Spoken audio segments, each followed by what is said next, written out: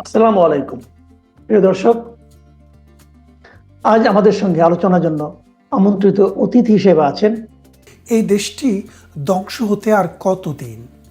৩০ লাখ মানুষের রক্তের বিনিময়ে যে দেশটি ২.৫ লক্ষ মা বোনের ইজ্জত, ১ কোটি মানুষের দেশান্তরিত হওয়ার বিনিময়ে যে দেশটি স্বাধীন হলো, সেই দেশে এই নোবেল ইউনুস এসে মোহাম্মদ নাম ধারণ করে, নাম কি দেখেন, মোহাম্মদ ইউনুস। মোহাম্মদ হচ্ছে মুসলমানদের শ্রেষ্ঠ নবী মোহাম্মদ, আর ইউনুসও মুসলমানদের আগের এক নবীর নাম ইউনুস। এবং কোরআন শরীফে ইউনুস নামে একটি সূরাও আছে, দোয়া আছে, দোয়া ইউনুস। তাহলে আপনারা বোঝেন সেই মোহাম্মদ ইউনুস আজকে এই বাংলাদেশটাকে যে জায়গায় নিয়ে গেছে, সেই জায়গা থেকে বাংলাদেশকে আর ফেরাতে পারবে বলে আমার মনে হয় না। কারণ অর্থনৈতিকভাবে সমস্ত সূচকে বাংলাদেশ নিম্নগামী, অর্থাৎ মানুষের মাথাপিছু আয় কমছে, বৈদেশিক আয় কমে যাচ্ছে, বিদেশি ইনভেস্টমেন্ট নাই, লক্ষ লক্ষ মানুষের চাকরি নেই, কৃষিতে উৎপাদন 15% কমে গেছে, গার্মেন্ট ম্যানুফ্যাকচারিংয়ে 10 নেমেছে, বিদেশের বহু দেশ বাংলাদেশে শ্রমিক নেওয়া বন্ধ করে দিয়েছে। এবং আমাদের যে প্রতিবেশী ভারতের হলদিয়া বন্দর দিয়ে আমরা 5,000 কোটি টাকা প্রতি বছর রপ্তানি করতাম, সেটাও বন্ধ হয়ে গিয়েছে। এবং ভারতের সাথে যে সীমান্ত বাণিজ্য, সেটাও প্রায় আস্তে আস্তে জিরোর কোটায় চলে যাচ্ছে। এই রকম একটি অবস্থায় বাংলাদেশ নামক এই রাষ্ট্রটি 18 কোটি মানুষ নিয়ে, আপনারা জানেন যে ডেনসিটির দিক থেকে পৃথিবীতে সিঙ্গাপুরকে যদি বাদ দেন, কারণ সিঙ্গাপুর একটি নগর রাষ্ট্র, সিঙ্গাপুরের পরে বাংলাদেশের সাথে তুলনা করা যায় যে 1,47,000 বর্গ কিলোমিটার জায়গার মধ্যে 18 কোটি মানুষ বসবাস করে, পৃথিবীর আর কোথাও নেই। চায়নাও না, ভারতও না, জাপানও না, কোরিয়াও না, America, Britain, Australia, Canada, Sweden, Norway, Denmark কোনো দেশ না। এই দেশটিকে এমন একটি জায়গায় নিয়ে গেছে এখন ডক্টর ইউনুস, সেখান থেকে মানুষের জীবন দিন দিন অধঃপাতের দিকে যাবে।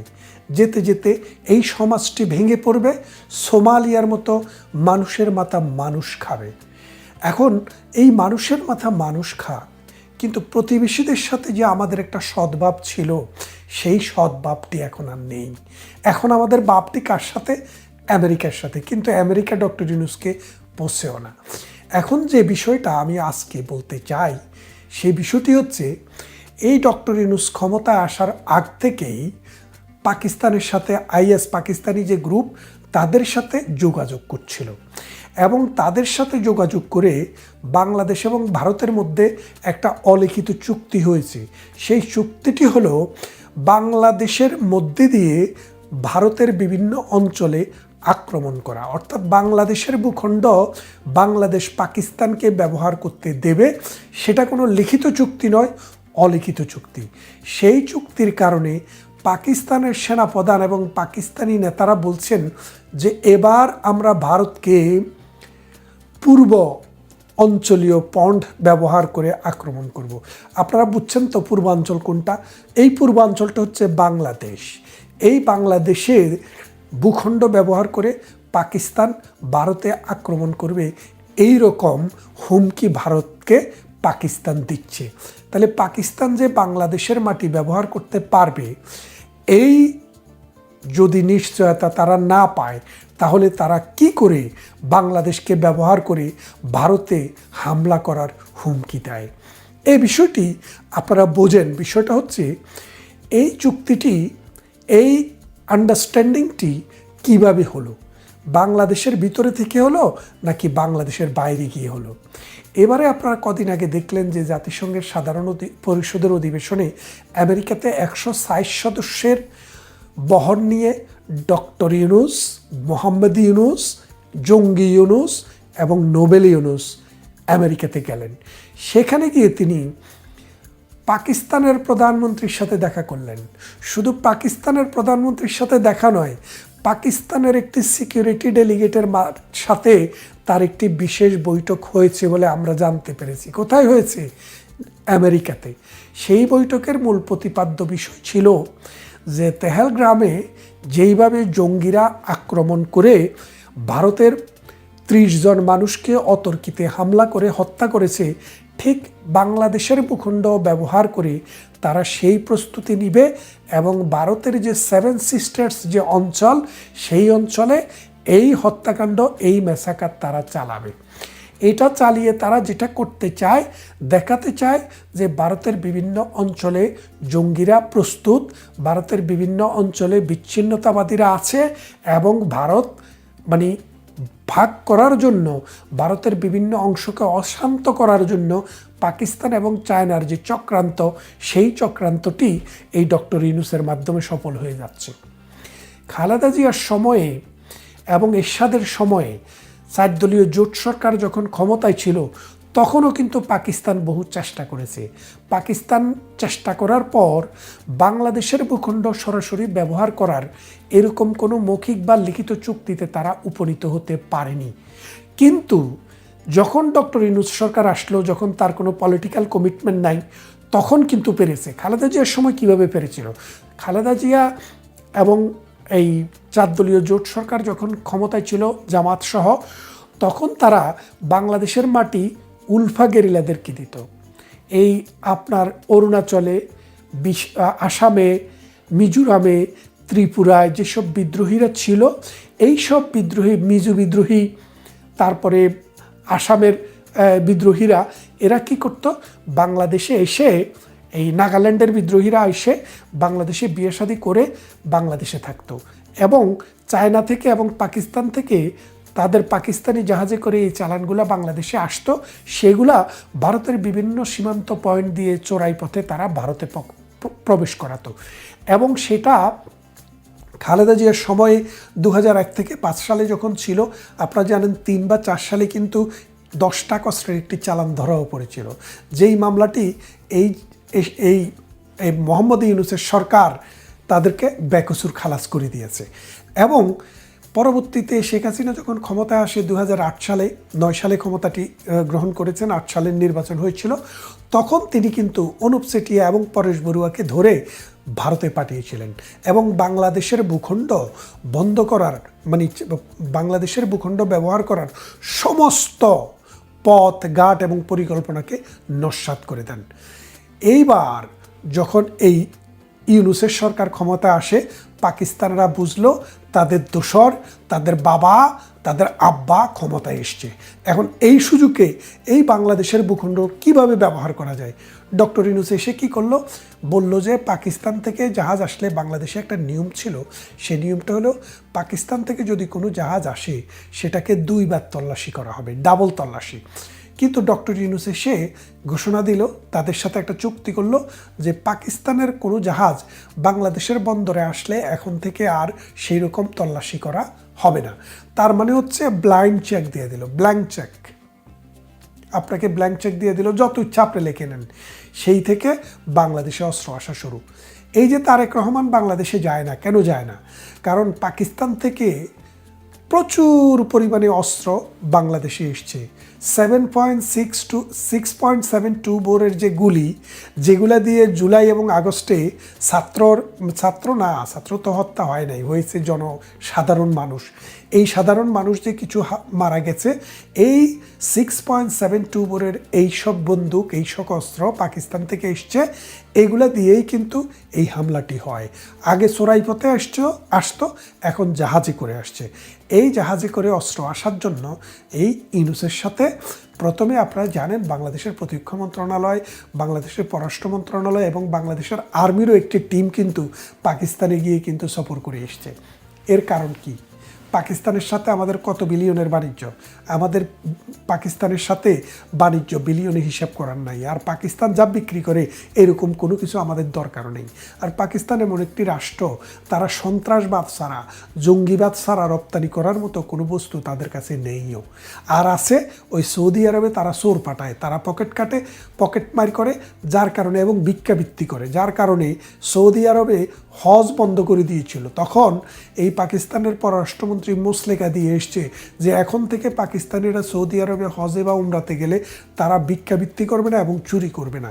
এই মুসলেকা দেওয়ার পরে এখন তাদেরকে অনুমোদন দিছে। এখন তো তাদের সাথে আবার পারমাণবিক অস্ত্র আছে দেখে একটা চুক্তি হয়েছে, ইরানের সাথে যদি লাগে যেন তারা আইসা তাদেরকে সাহায্য করে, সেটা ভিন্ন ব্যাপার, সে বিষয় নিয়ে অন্যদিন কথা বলবো।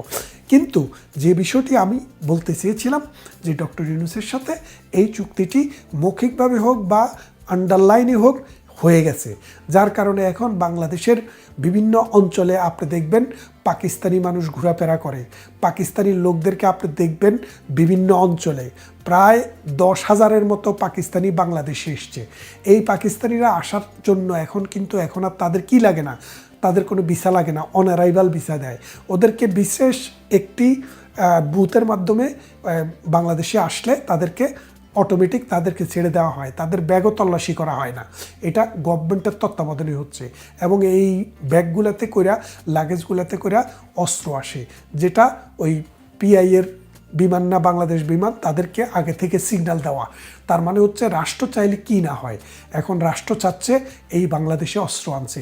সেই অস্ত্রের ভয়ে বিএনপির যে ভাইস প্রেসিডেন্ট তারেক রহমান তিনি বাংলাদেশে যান না। তাহলে আপনি চিন্তা করেন, অনেক দিন আওয়ামী লীগ সরকার মামলা হামলা বলছে কিন্তু তিনি তখন যাইতে পারেন নাই, বুঝলাম। কিন্তু এখন আওয়ামী লীগ সরকার চলে যাওয়ার পরে 15 মাস 16 মাস হয়ে গেছে, তিনি এখনও যেতে পারছেন না। এর মূল কারণটি আমরা যেটা জানতে পেরেছি, অস্ত্রের ভয়, যে উনাকে ওই বেনাজির ভুট্টোর ভাইদের মতো হত্যা করা হতে পারে, সেই ভয়ে তিনি বাংলাদেশে যাচ্ছেন না। আর এই হত্যার কাজটি কে চালাবে? এই মিশনের দায়িত্ব হচ্ছে পাকিস্তানি জঙ্গিদের। এই পাকিস্তানি জঙ্গিরা চায় বাংলাদেশে চলে বলে কৌশলে জামাতে ইসলামীকে ক্ষমতায় এনে একটি কনফেডারেশন করা যায় কি না, পাকিস্তানের সাথে ভিসাহীন এবং কোনো রকমের এই মানে ইউরোপিয়ান ইউনিয়ন যেরকম এক দেশ থেকে আরেক দেশে সরাসরি ঢোকা যায়, সেরকম কিছু করা যায় কি না, তারা সেই চিন্তাভাবনায় আছে। এখন ভারতকে সিদ্ধান্ত নিতে হবে, ভারত কি চায়, কিভাবে চায়, কখন চায়। ভারত যদি পাকিস্তানের সাথে এই রকম চুক্তি হয়ে যেতে দেখে আর পাকিস্তান যদি ভারতের ঘাড়ের উপরে এসে এভাবে নিঃশ্বাস ফেলে, তাহলে বাংলাদেশের যে সার্বভৌমত্ব থাকবে না সেটা কিন্তু গ্যারান্টি দিয়ে বলা যায়। সেনাপ্রধান বলেছিল, আপনারা যদি ঐক্য না থাকেন তাহলে আপনাদের মানে সার্বভৌমত্ব থাকে না। কিসের ঐক্যের কথা বলেছে, কোন ঐক্যের কথা বলেছে, সেই জিনিসটা একটু কিন্তু খুব অনুধাবন করার বিষয়।